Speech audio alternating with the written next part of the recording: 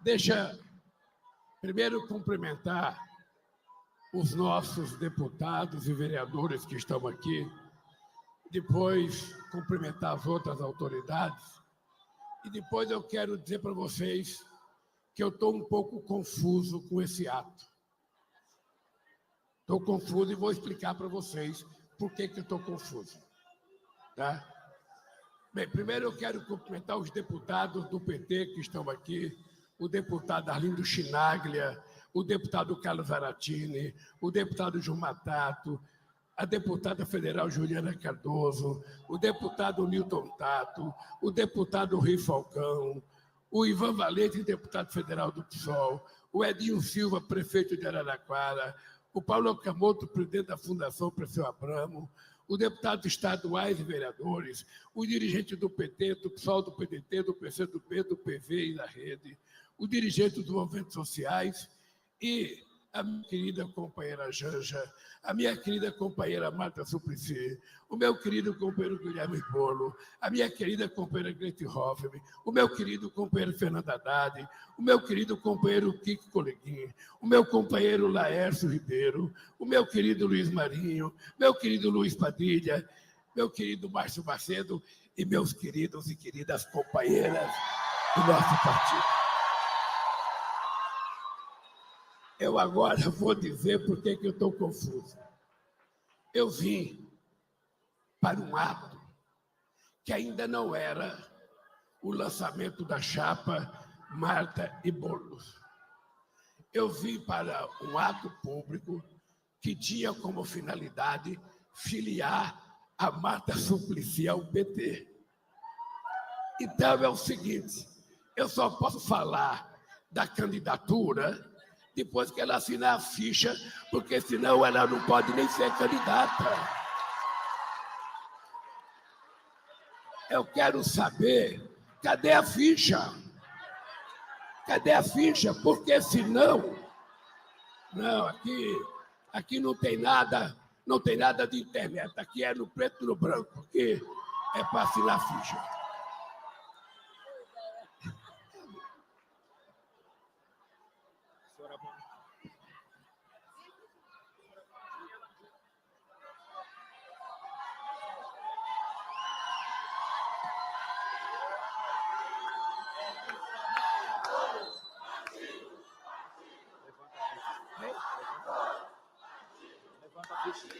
Ficha abonada pelo Lula não é para qualquer um. Obrigada, presidente.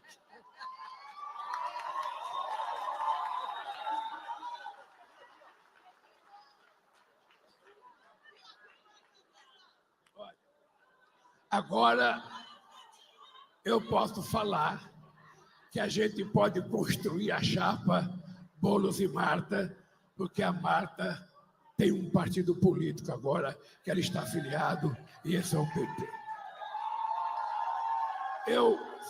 Eu vou falar pouco hoje, porque eu já falei muito em Santos e em São Bernardo. Eu só queria contar alguns casos para vocês. Eu fui convidado pela companheira Marta Suplicy para inaugurar o primeiro céu que ela fez em Guaianazes. E eu fiquei deslumbrado com o que eu vi para a educação das crianças de São Paulo. E naquele dia me veio uma intuição. A Marta vai perder as eleições da sua reeleição porque ela fez muita política para os pobres de São Paulo. E tem um setor médio da sociedade que não aceita isso. E quando eu vi o céu que ela fez para as crianças mais pobres de uma região pobre, eu falei, ela vai perder as eleições. E não deu outra. Ela perdeu as eleições, mesmo sendo a prefeita mais reconhecida aqui na cidade de São Paulo pelo trabalho prestado. Nunca, na história de São Paulo, nunca. E falo isso na frente do Haddad, na frente da Luiza Erundina. Nunca, na história de São Paulo, ninguém fez para o povo pobre de São Paulo o que fez a Marta Suplicy na Prefeitura de São Paulo. Se é verdade que eu tive a intuição que ela ia perder por conta da opção dela pelos pobres, eu tive outra intuição agora. É que o Boulos precisava de você para ele ganhar as eleições. Eu tinha certeza disso. E fiz questão de, numa reunião onde estava a Gleice e alguns dirigentes do PT, alguns até que não queriam que a Marta votasse, porque diziam que a Marta tinha feito crítica ao PT, eu disse às 10 horas da noite para um grupo de companheiros onde estava a nossa presidenta. Eu disse a todo mundo, eu vou dizer pela última vez, e depois eu prometo não falar mais nada. O PT faça o que quiser, mas eu vou dizer o que eu penso.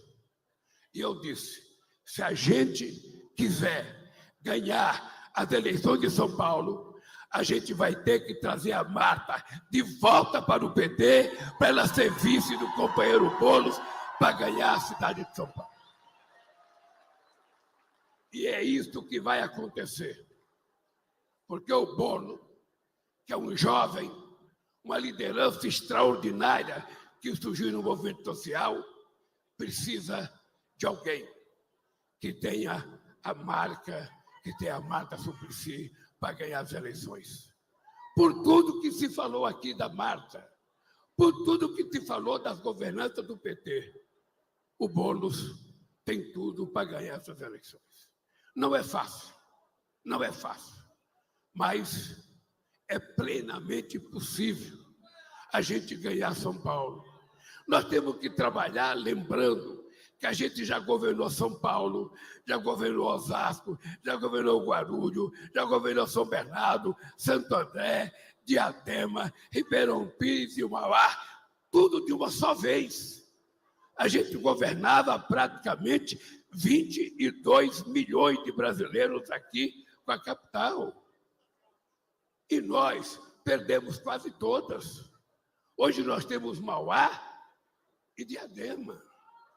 O que aconteceu conosco? Aonde é que foi o erro?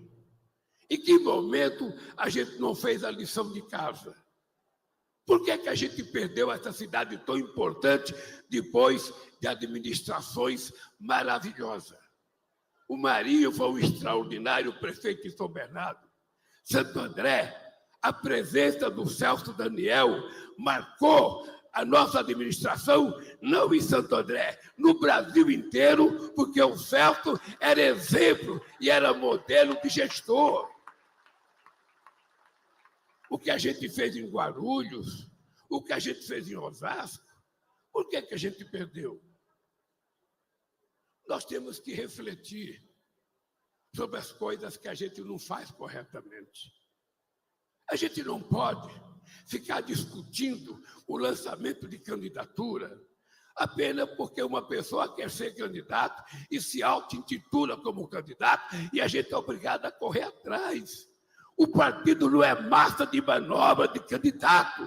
O partido tem que avaliar quem é que tem condições de ganhar as eleições. E o partido precisa procurar aliança. Eu preciso trazer gente que não gosta de mim, que eu não conheço, mas que eu preciso do voto das pessoas que votam naquele cara.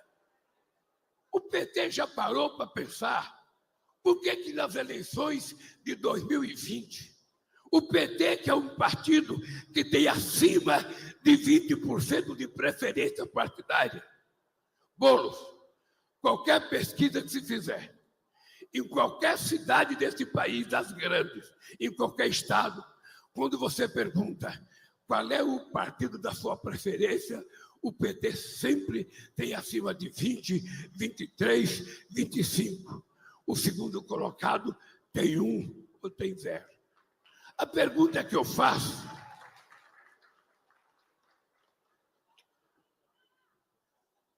pergunta que eu faço é o seguinte: por que um partido que tem 20% de preferência eleitoral, na última eleição de 2020, só teve 5% de voto para vereadores? Já pararam para refletir? Se não pararam, eu peço para vocês, reflitam. Por que um partido que tem 20% de preferência eleitoral só teve 5% de voto na legenda para vereador? Alguma coisa está errada. Alguma coisa está muito errada. E o que está errado é que a gente precisa escolher como candidato a vereador do PT as pessoas que são lideranças reais no movimento social e não aquele que quer ser candidato apenas, não aquele que se auto-indica. Nós precisamos voltar a fazer uma avaliação do movimento social. Qual é a liderança daquele bairro? Qual é a liderança daquela vida? Qual é a liderança daquele sindicato? E a gente motivar essas pessoas a se candidatarem a alguma coisa. A gente não pode aceitar a política de fato consumado. Eu quero me lançar, eu vou me lançar. Eu quero me lançar porque eu quero ser candidato. Eu quero me lançar porque eu sou branco. Eu quero me lançar porque eu sou mulher. Eu quero me lançar porque eu sou negro. Eu quero me lançar porque eu sou indígena. Está errado. A pessoa tem que se lançar pelas qualidades dele de disputar as eleições. Se a gente não fizer isso, a gente não vai crescer. E é preciso ter em conta: quem tem voto nesse país é o PT, não é a cara pessoal de cada um de nós. Mas o cara acha que tem que colocar a cara dele na televisão 2 segundos. Eu sou fulano de tal. Eu sou... Não dá. Não dá. O dia que o PT recuperar a razão, o PT vai obrigar que todos os candidatos do PT, ao invés de colocar o seu nome, coloque o PT. Coloque a legenda do PT. Coloque a estrela do PT. Para ver se a gente consegue chegar nas eleições a mesma votação que nós temos na pesquisa. Mas o cara quer se lançar. Aí o cara se lança candidato, aí tem 20 votos, tem 30 votos, tem 200 votos, aí não fala para ninguém porque ficou com vergonha. E o partido tem que ter coragem. O partido tem que ter coragem. Não é o deputado federal que indica um candidato a vereador porque quer fazer dobradinha com ele depois. Não é o deputado que indica um candidato a vereador, é o partido que indica os candidatos desse país. Pelo amor de Deus, a história política desse país nunca teve um partido similar ao PT. É como diria a Conceição da Maria Tavares: o PT tem defeito, o PT não sei das quantas, o PT é isso, o PT tem defeito, mas é o meu partido, é o nosso partido, e nós vamos enfrentar um defeito. Pensem, direção do partido, candidato do partido, autoridade do partido, pensem como é que a gente vai dar a volta por cima para a gente voltar a ter mais deputados, ter mais senadores, ter mais vereadores. Pensem, vamos discutir, vamos lançar as pessoas que querem ser. Na última eleição, aqui em São Paulo, Marta, tinha candidato a vereador, meninas candidatas a vereadoras, que não tinha um desgraçado do panfleto. Porque também o fundo eleitoral foi cooptado pelos deputados que têm mandato e o povo tem pouca participação nesse dinheiro.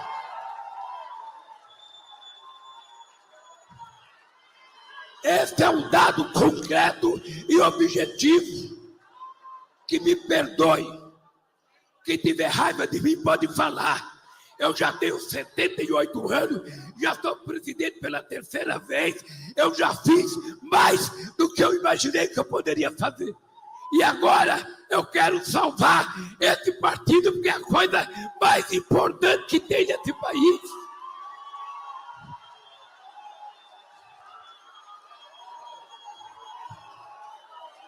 E aí a minha ideia de trazer a Marta Suplicy de volta.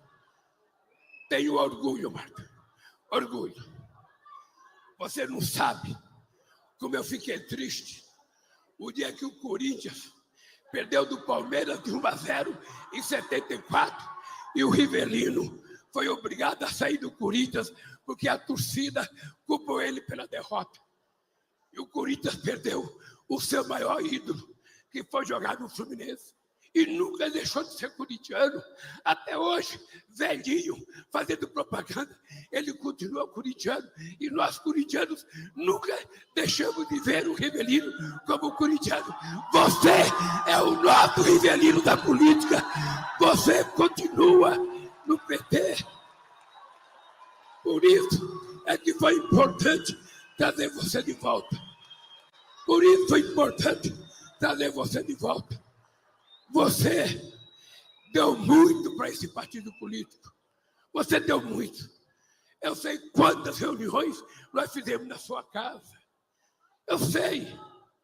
Então, o PT cometeu erros. O PT cometeu erros. Nem todo mundo é obrigado a suportar a quantidade de erros que a gente comete. E você, em algum momento, ficou zangada. Você saiu. A Marta, ela ficou puta comigo, porque ela queria que eu fosse candidata a presidente em 2014. Ela falava, se você não for, a gente vai perder. Se você não for, eu falava, Marta, eu não posso ser, porque a Dilma tem o direito de ser candidata à reeleição. Eu fui na casa dela, num jantar, tinha 300 pessoas, e ela queria anunciar meu nome. Eu falei, se você anunciar, eu vou embora. Porque é um direito da Dilma ser candidata à reeleição. E a Dilma foi e ganhou. Depois aconteceu o que nós sabemos. Então, quando eu resolvi pedir para a Marta voltar para o PT, primeiro eu conversei com um companheiro que eu tenho muita confiança, eu sei que você tem, que é o Rui Falcão. Eu conversei com o Rui Falcão. Falei, Rui, eu estou pensando em trazer a Marta de volta. O que você acha? Eu falei, você tem que conversar com ela. Eu falei, não, você vai conversar. Você vai ser o meu representante. Você vai marcar um jantar na casa dela, ela e o Márcio, e você vai dizer o que eu estou pensando. Se ela der sinal de que tem interesse, aí sim eu vou conversar com ela. E ela demonstrou que tem interesse. E aí eu não tive dúvida. Convidei ela para ir em Brasília, para dizer, Marta, eu quero você no PT. Eu quero você no PT. Porque o PT precisa de você para consolidar a aliança com o Boulos e a gente ganhar as eleições. Por isso, companheiros e companheiras, eu estou aqui. Eu quero que vocês saibam, que quando eu digo para vocês que eu tenho 78 anos de idade, energia de 30 e tesão de 20, não duvidem, não. Não duvidem. Primeiro, porque eu sou um homem cada vez mais apaixonado por essa mulher aqui. Todo dia que eu acordo, eu percebo que eu estou mais apaixonado. E um homem apaixonado, e um homem que tem motivação de vida, não vai ficar velho. E eu falo para Deus todo dia, eu não quero ir para o céu, eu quero ficar aqui na terra. Eu tenho um compromisso com o povo brasileiro. Leve qualquer outro, mas pelo amor de Deus, me deixa aqui, que eu tenho uma função a cumprir nesse país, que é fazer esse país recuperar a decência. esse país melhorar a vida do povo, esse povo voltar a poder consumir o que ele quiser, a estudar, a trabalhar, a ter festa, a ir para o lazer, a ir para o carnaval, a ir para samba, cantar. Eu quero que o povo seja feliz. Esse povo não pode viver no amargor de ter um prefeito que não entende São Paulo. Eu queria que vocês, um dia desse, visitem a Cracolândia. Visitem, que vocês vão ver o que é o ser humano virar um zumbi. Vocês vão ver as pessoas que não têm mais rumo na vida, as pessoas que não têm mais perspectiva na vida. E esse homem tentou consertar, tentou fazer, e depois que ele saiu, ninguém fez mais nada. Eu vou terminar,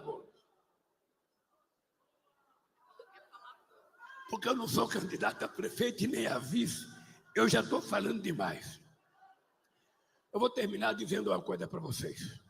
Presta atenção. Primeiro, nós vamos fazer a melhor presidência que esse país já teve.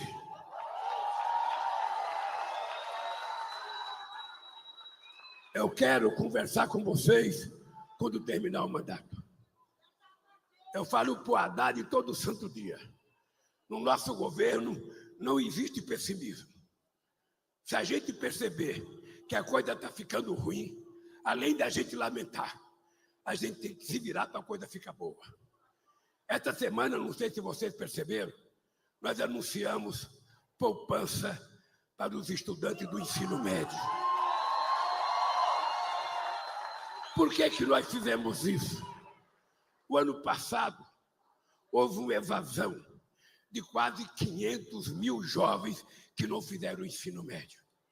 São jovens que muitas vezes não querem estudar porque tem que ajudar a mãe, porque tem que ajudar o pai.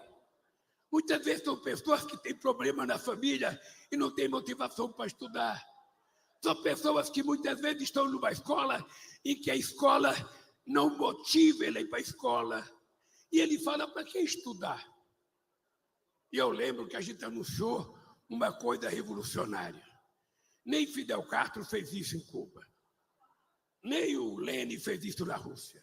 Nós estamos fazendo aqui, na democracia, com o povo gritando contra a favor. Nós estamos dando, Marta, uma bolsa, uma poupança para cada aluno do ensino médio. Ele vai receber por mês R$200. E no final do ano vai ter R$1.000 depositado na conta dele. Ele não pode sacar esse dinheiro. Ele pode tirar um pouquinho por mês para gastar. Mas ele só vai receber se ele tiver 80% de comparecimento na escola e se ele passar de ano, senão não recebe. No segundo ano, ele vai receber outra vez R$200 por mês e mais 1.000 no final do ano. E no terceiro ano, ele vai receber mais 200 por mês e mais 1.000 no final do mês. Ou seja, no final, se ele economizar, se o Haddad convencer ele a poupar direitinho, ele vai terminar o ensino médio com R$9.000 na conta dele. Aí, ao terminar de lançar esse programa, uma pessoa me pergunta, ô Lula, você não acha que você está gastando dinheiro demais? Eu falei, não. A gente vai gastar o dia que a gente deixar de cuidar da educação e tiver que cuidar desse jovem no crack, na cocaína, na bandidagem, no crime organizado. Fica mais barato investir para ele estudar do que investir depois para fazer cadeia, para colocar esse jovem que não teve chance. É esse país que a gente quer fazer. E é esse país que nós vamos fazer. Um país em que as pessoas vivam decentemente, sejam respeitadas. Não é um país em que só vai ter chance quem nasce em berço de ouro. Não. Não. Nós queremos dar oportunidade para todo mundo. Por isso, Marta, eu falei para o Camilo, eu quero fazer o Instituto Federal no Jardim Ângela. Eu quero fazer. Porque sempre foi um lugar muito pobre aqui em São Paulo. Nós queremos fazer na Zona Leste e na cidade de Tiradentes. E nós vamos fazer em mais lugares. Nós vamos fazer em mais lugares. Nós vamos fazer 100. Nós vamos fazer mais 100. E a gente quer fazer os institutos federais não para a pessoa fazer doutorado.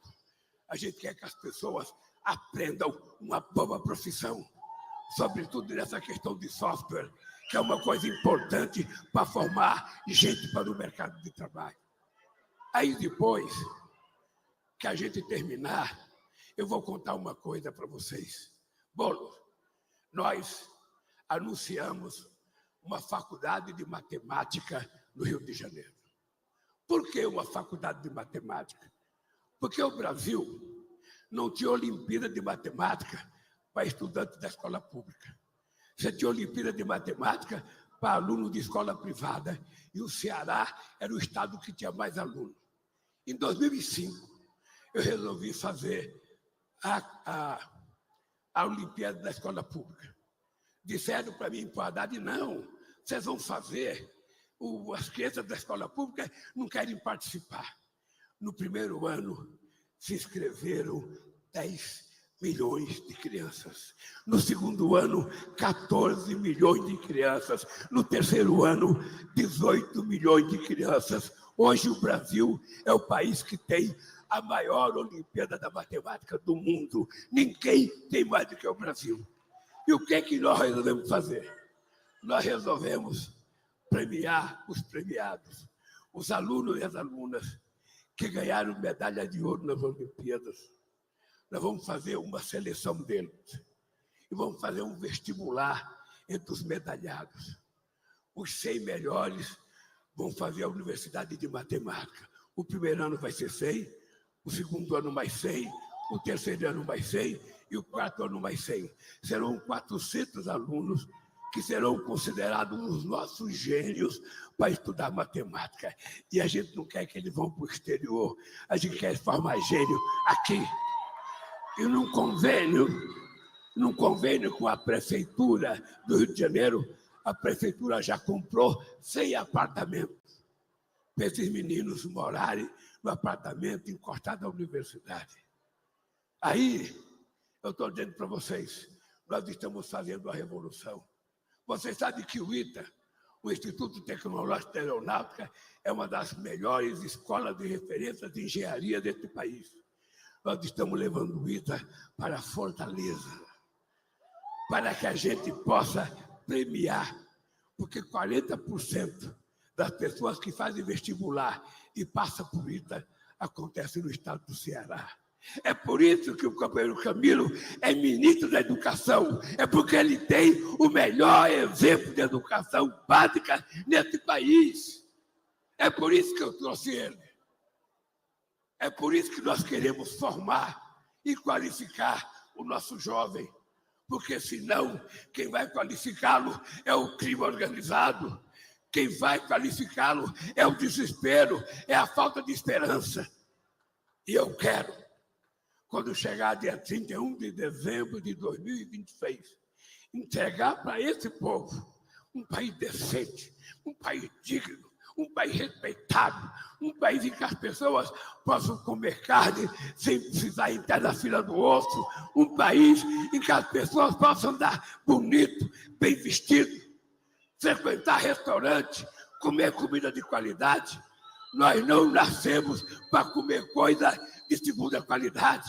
Eu não quero ir para a feira meio-dia para pegar as coisas já amassadas de tanto apertar. Eu quero ir em primeiro lugar para comprar as melhores frutas, as melhores hortaliças.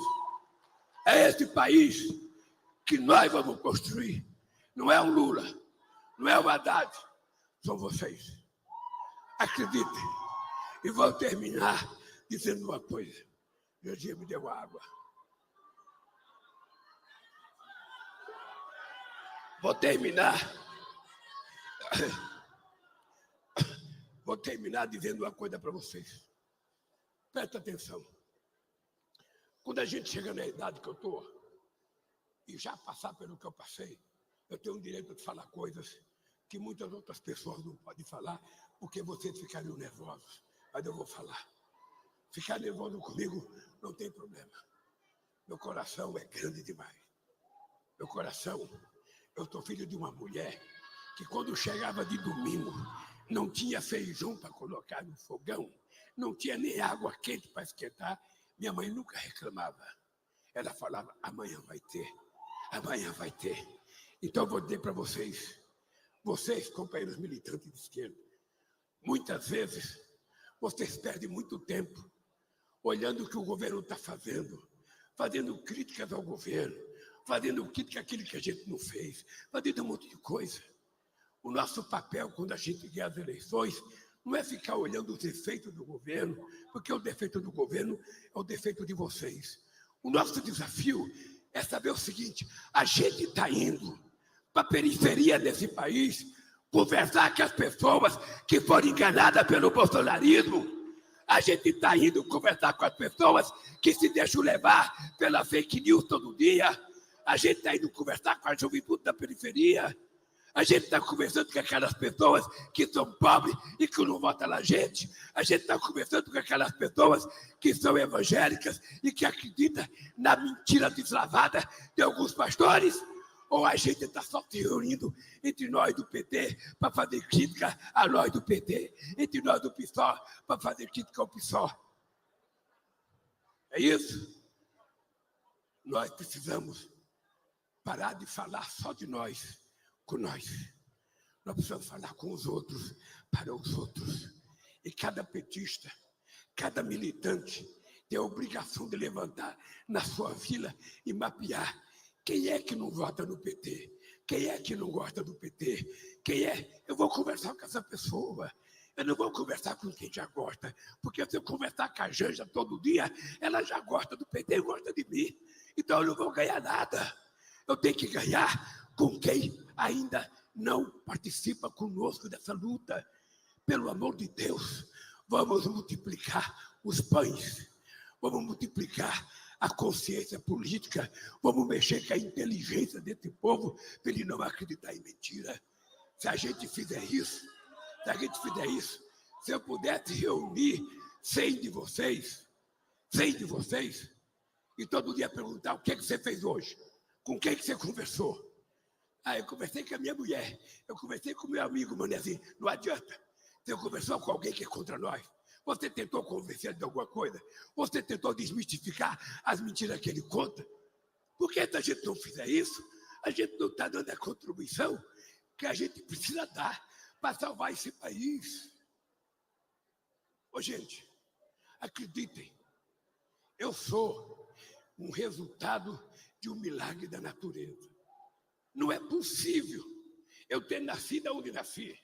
Não é possível eu só ter comido pão depois dos 7 anos de idade e ser 3 vezes eleito presidente da República desse país. Alguma coisa transcende. Alguma coisa transcende a minha competência. Vocês são parte disso. Vocês são parte disso. Eu sei o que vocês fizeram quando eu fui para a Polícia Federal. Mas nós precisamos fazer mais. Ninguém tem o direito de discutir política mais do que nós. Eu vou terminar contando um caso. Eu tinha 6 meses de governo em 2006, em 2003. Eu fui convidado pela primeira vez para participar de uma reunião do G7. O G7 participa os 7 países mais ricos do mundo, liderado pelos Estados Unidos, pelo Japão, pela Alemanha, pela França, pela Itália. Eu fui convidado. E eu cheguei na cidade francesa de Evian. Era a primeira vez que o Brasil era convidado. E eu, um peão de fábrica, um torneiro mecânico, sabe, sem dedo, e com vocabulário muito pequeno, porque eu acho que meu vocabulário não deve ter 3.000 palavras. Eu estou lá e eu olho pelo vidro. Está o Bush, está o Chirac, está a Angela Merkel, está o rei da Arábia Saudita, está não sei quem. Eu falei, porra, o que eu vou fazer aí, gente? Eu não falo inglês, eu não falo espanhol, eu mal falo português. E não podia entrar intérprete. Eu falei, o que eu vou entrar lá dentro? Aí eu fiquei pensando. Olhei a cara do Tony Blair, todo bonitão, falando. Eu fiquei pensando, qual desses caras já passou fome? Qual desses caras já ficou desempregado? Qual desses caras já teve a sua casa cheia d'água, 1,5 metro de água de casa? Qual desses caras já ficou 1 ano e meio desempregado? Qual desses caras sabe o que é comer a marmita a semana inteira só com ovo branco, um ovo gelado? Ninguém. Quem é deles que já foi para o chão de fábrica? Ninguém. Eu falei, eu fui. Então, eu não quero falar o que eles falam, eu quero falar o que eu acho que eles têm que aprender, porque eu era a diferença naquela reunião. Acreditem, pelo amor de Deus, o PT é a diferença política desse país. A gente não pode se acovardar, a gente não pode apenas ficar trabalhando entre nós mesmos. O cara que é do diretório é ligado a um deputado, é ligado a um vereador, o cara que é da zonal, e o povo vai ficando fora. Pelo amor de Deus, gente. Para que nós criamos esse partido? Foi para dar vez e voz àqueles que não tinham nem vez e nem voz. Foi para dar a prefeitura para o Boulos e a Marta recuperar a decência política na cidade de São Paulo. Se a gente fizer isso, a gente tem essas eleições. Um abraço. Obrigado, Marta, por ter votado ao PT. Obrigado, Boulos, por ser o nosso candidato. Partido é dos trabalhadores. Partido é das trabalhadoras. Estou